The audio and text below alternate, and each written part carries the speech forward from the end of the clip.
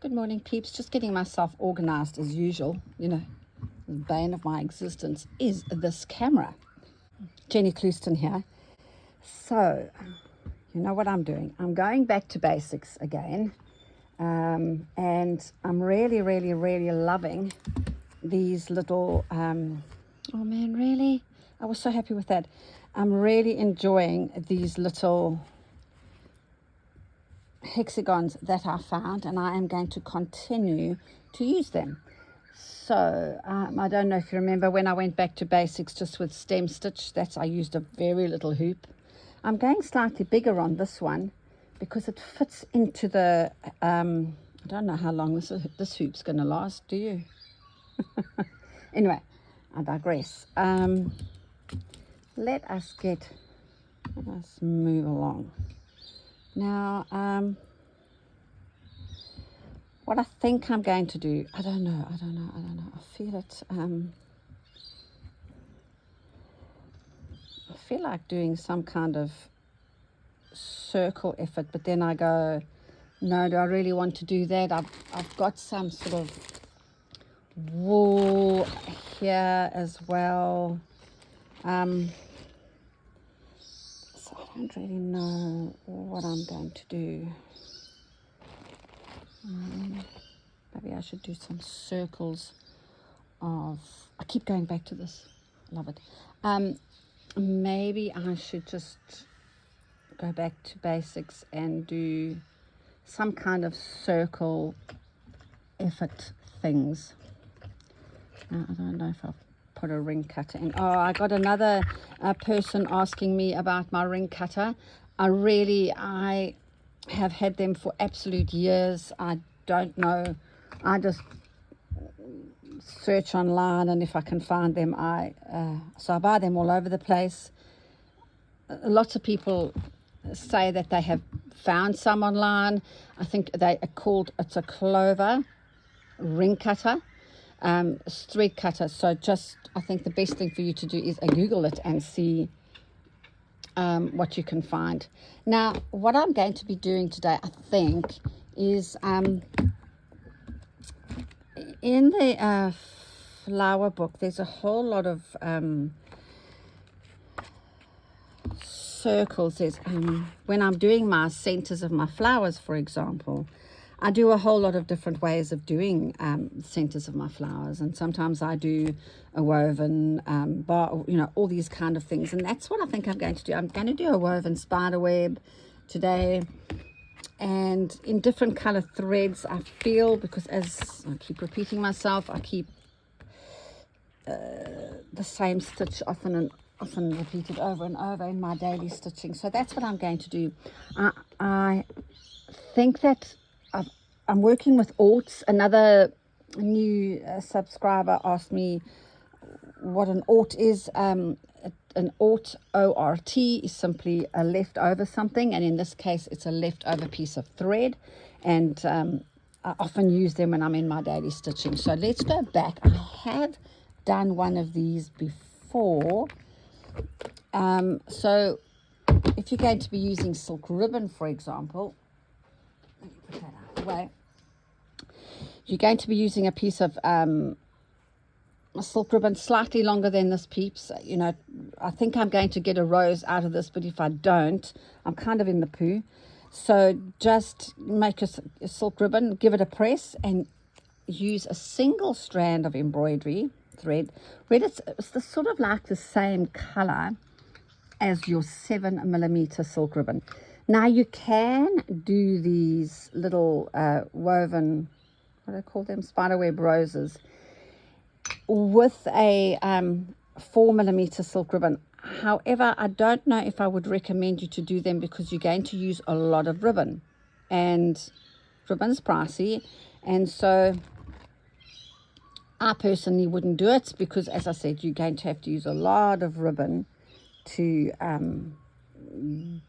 get the fullness, but it can be done. Okay, it can be done. I am going to be kind of working up in the corner of my hoop, because as I was threading up, something came into my head. So now just make sure that this knot that you're making to begin this journey is nice and big, because you're going to be weaving that, you're going to be weaving silk ribbon through that. Now, what you're going to be doing is you're going to make 5 spokes, always an uneven amount of spokes.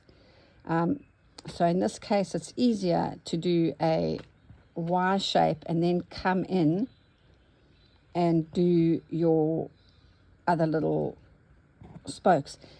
Be mindful that this is going to be the size of your, oh, she's not very nice, I might do her again.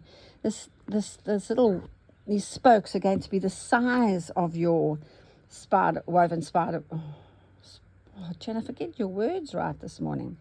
Your woven spiderwork rose. So do not, whatever you do, make this too small.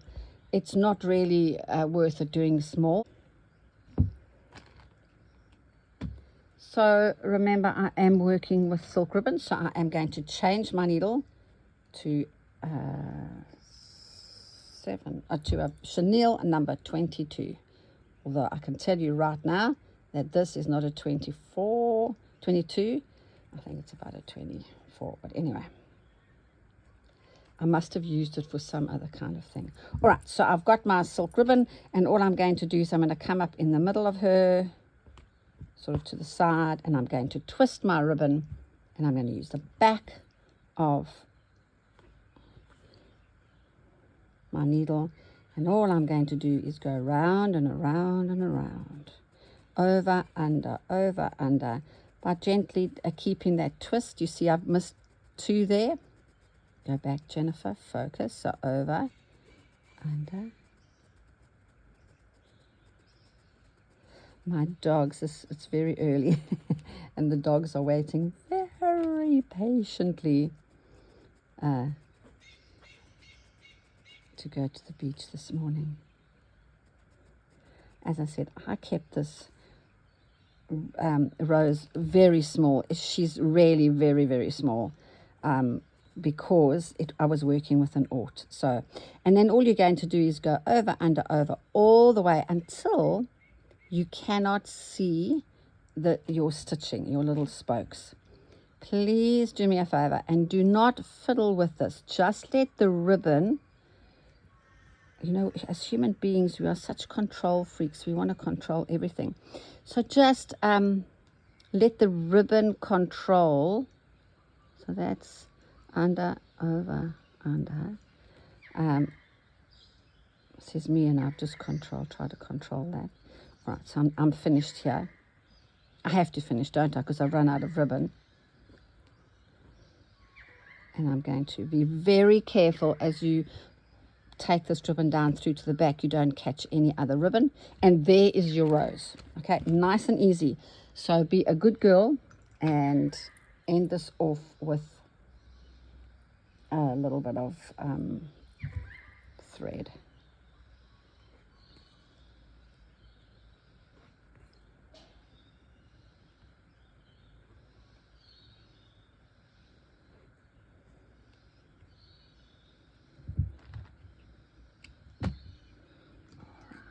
Look at this gemorse of needles, yeah? All right, so there we have done it with a 7mm silk ribbon. Okay, she's done, she's beautiful, she's lovely.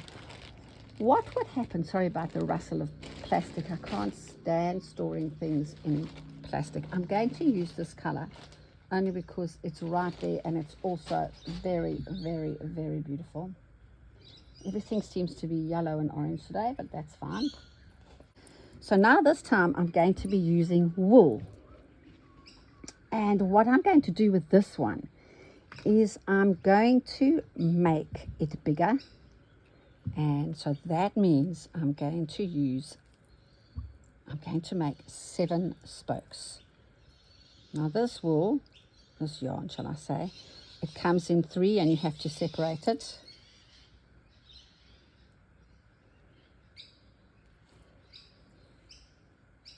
Right, so birds are beautiful. Well, I'm just going to come up quite close, I reckon.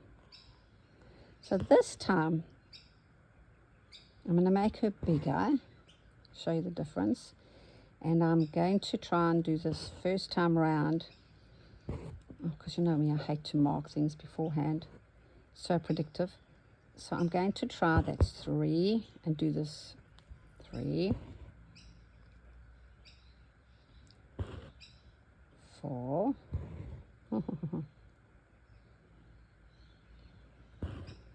5,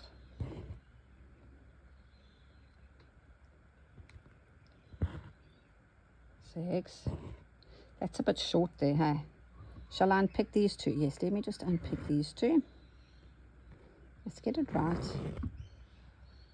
Knocking the table, sorry. This table's a bit wobbly.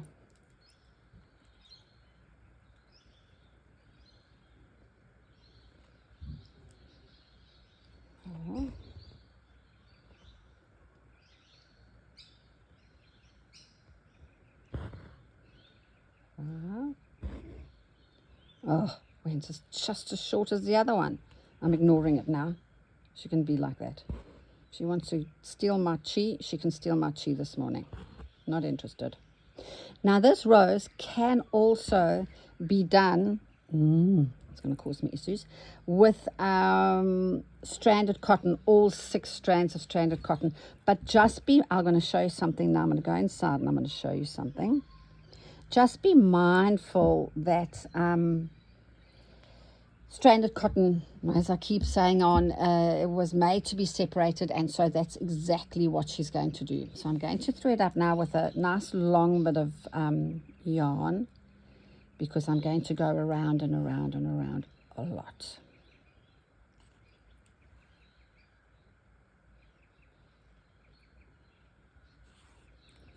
So if I come up slightly to the side, not actually right in the middle of there, you're not coming out there, you're coming out slightly to the side.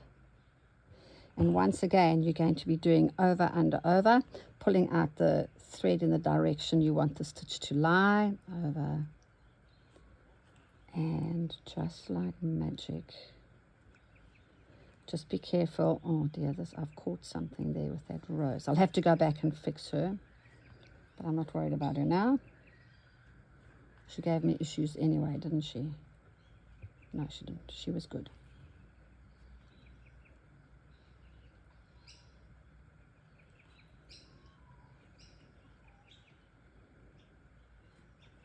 So I will pop inside and I will show you what happens if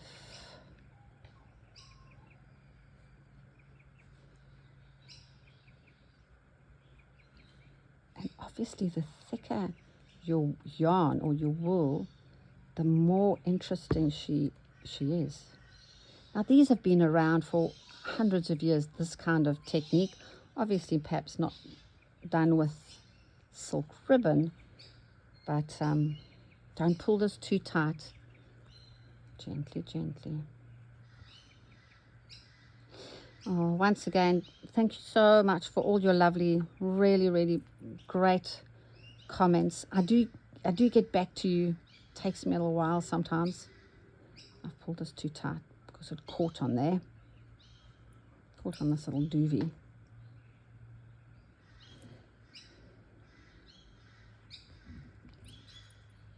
As I said, I'm sure you've all seen this done. This isn't anything new.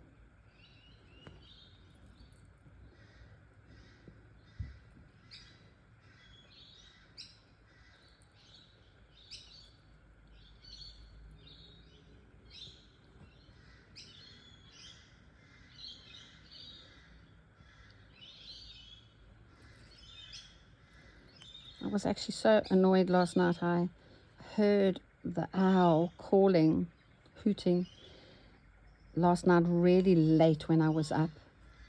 And I went outside and there was somebody's cat just roaming outside my house. And it really annoys me because I don't think anybody who has cats in Australia should let them be outside. That's my grumble for the day. I had a little grumble about Pinterest the other day, didn't I? And now I'm grumbling about. And he was beautiful. Lovely Jane. He wasn't... you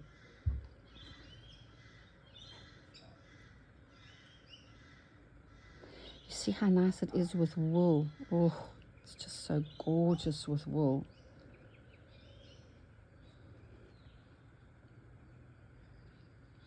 There you go. This is really bothering me. I'm going to have to couch her down, sort her out. Okay, so there she is with wool.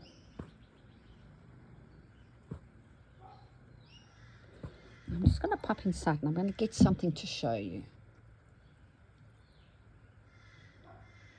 You see this? I should have gone all the way around with my little legs. Can you see my little leg is still showing there? There's something happening with this rose that I'm really not happy about. I'll be back in a while. So I popped inside to show you what I mean. So that rose there was made with a stranded cotton. Can you see how it's got, it's kind of pulled a thread? Okay, to be fair enough, this is actually quite old enough. It's been lurking around for quite a while. So that's also using a stranded cotton. And that's, yeah.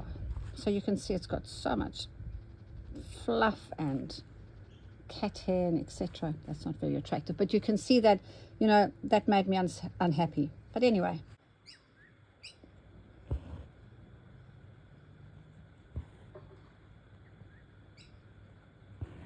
what I'm going to try and do now is I'm going to try and put in way more than 7, and I'll show you the difference of what it looks like when you, the more spokes you add. How many spokes are those?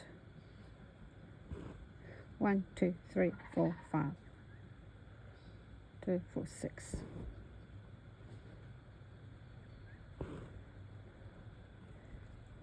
7.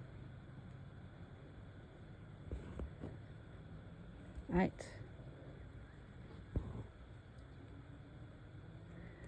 9.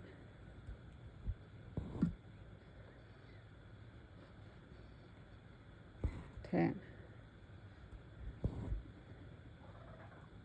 11. Okay.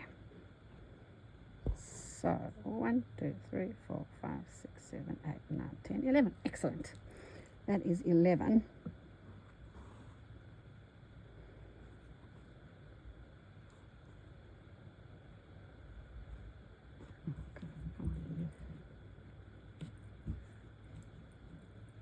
All right, now I need a longer thread, don't I? See what happens.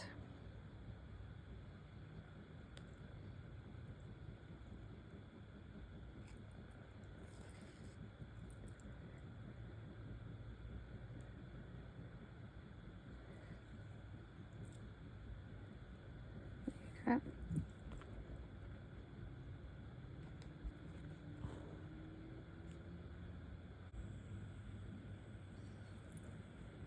It gives it a totally different look, actually.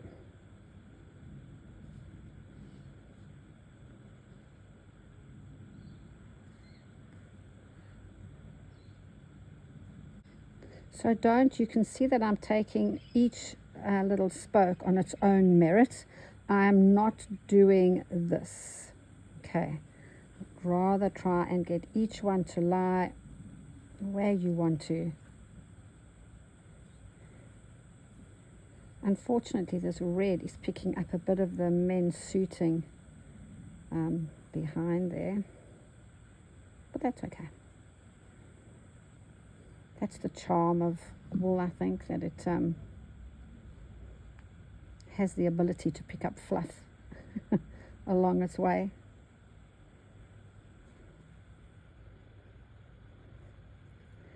Now these, of course, you can simply leave like that if you like, with just the little spokes showing. You don't have to go around and cover all the spokes. And you will notice that I had a lot of wool, long strand of wool, because I need to get around it.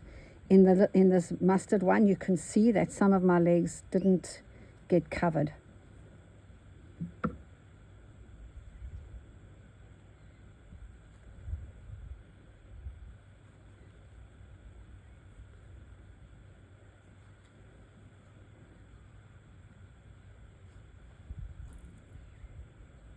It's like a little basket, isn't it? There's a baby kookaburra buzzing around here, and it's got so full of itself. It flies into my house now, and I don't think it's clever enough to find its way out, and they're quite big birds, and I'm so scared it's going to fly into the mirror.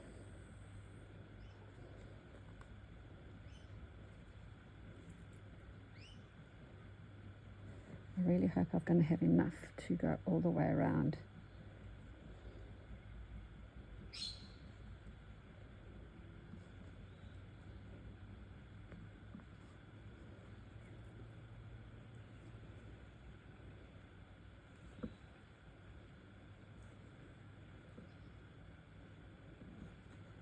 That was 5 spokes, that was 7 spokes. See how nice this looks with. And how many did I do on this? 11, hey? Yeah, I did 11 on this one.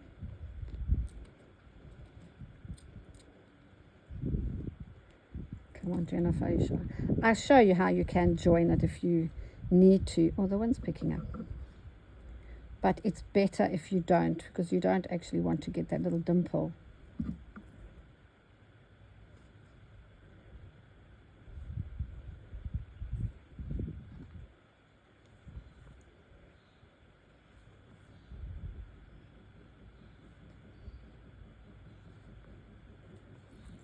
Oh, it feels so good. Feels very, very good.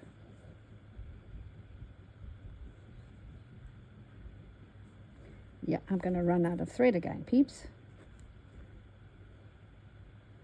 You just never know. Running out of thread.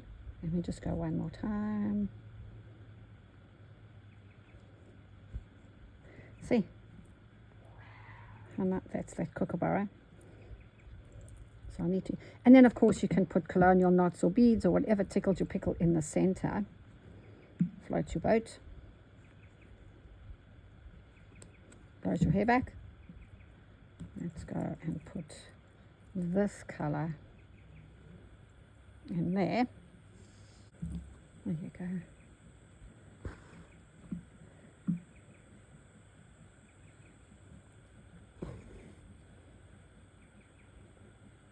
So I am using a chenille needle to do these colonial knots, which I don't normally do, but oh, this always happens to me. Come on.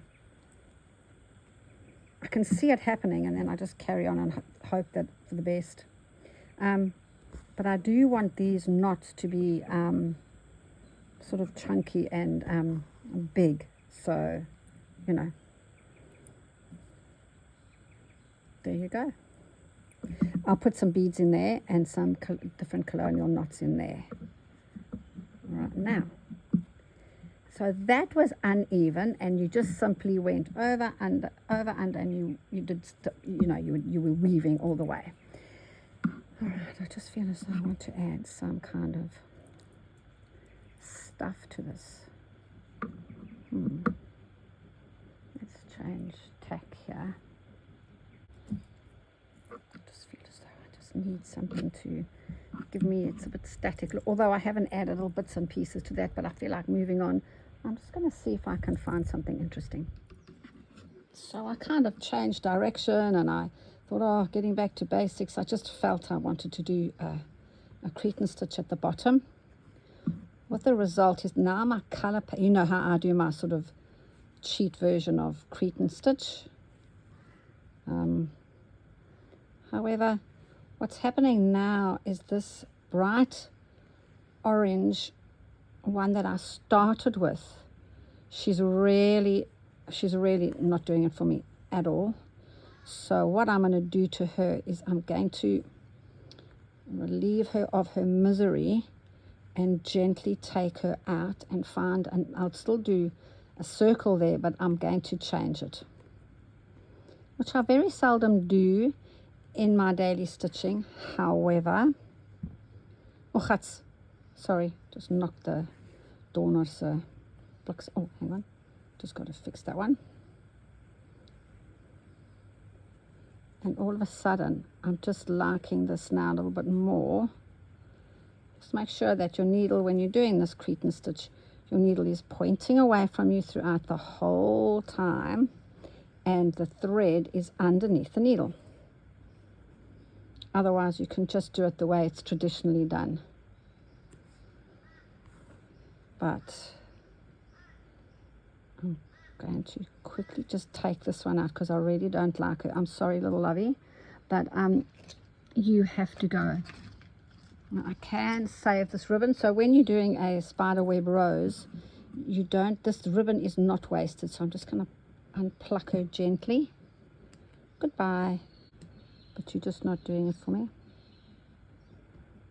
Just going to unpick her there. And then when you come to the front, it just unravels.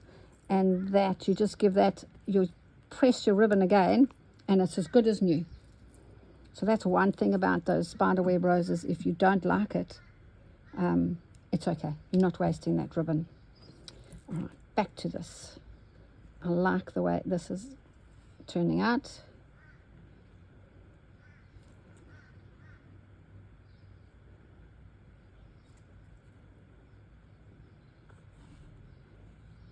Oh no, sorry, she should have come this way.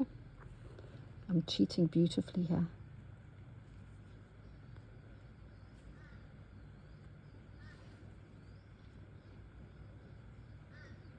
Now, wouldn't it be divine if I had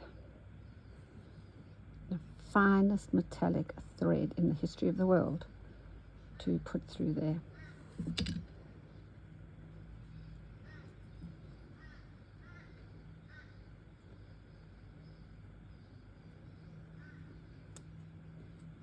Well, it's not like when you're watching me do a video and then I unpick it all. But I'm so happy with this. Well, I'm just getting, oh, no. I keep knocking this thing today. Ain't look.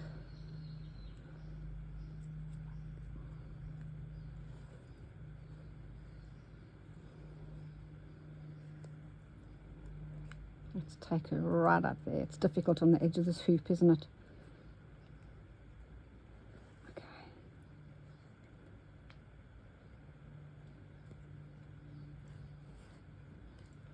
Do you know? Oh, that is so good. I'm just so enjoying the kind of repetitive thing. I'm going to do another kind of one there. Or I might do another one of these there, but you don't have to watch me. And then next time I will do the other different versions of them. You know, this kind of unpicking and taking off and hanging on, it doesn't really bother me. For me, as I'm stitching, I need to stay supple, or I need to be able to change direction quickly and without much, you know, angst over it and shall I unpick it or whatever. If I start and it's not following where I'm wanting to go, I kind of get rid of it straight away and I pivot, you know, as you know, as the saying goes. So if I can encourage you to just be the same with your embroidery, nothing is cast in stone. It's simply just a few stitches. So you know what, if it's not working for you, just simply say thanks for your time, but you know, you've got to go. And with that, thank you so much for your time. I've had a great time fiddling around, and I'm interested to see where this is all going to go. And so once again, thank you so much for your time. Bye for now.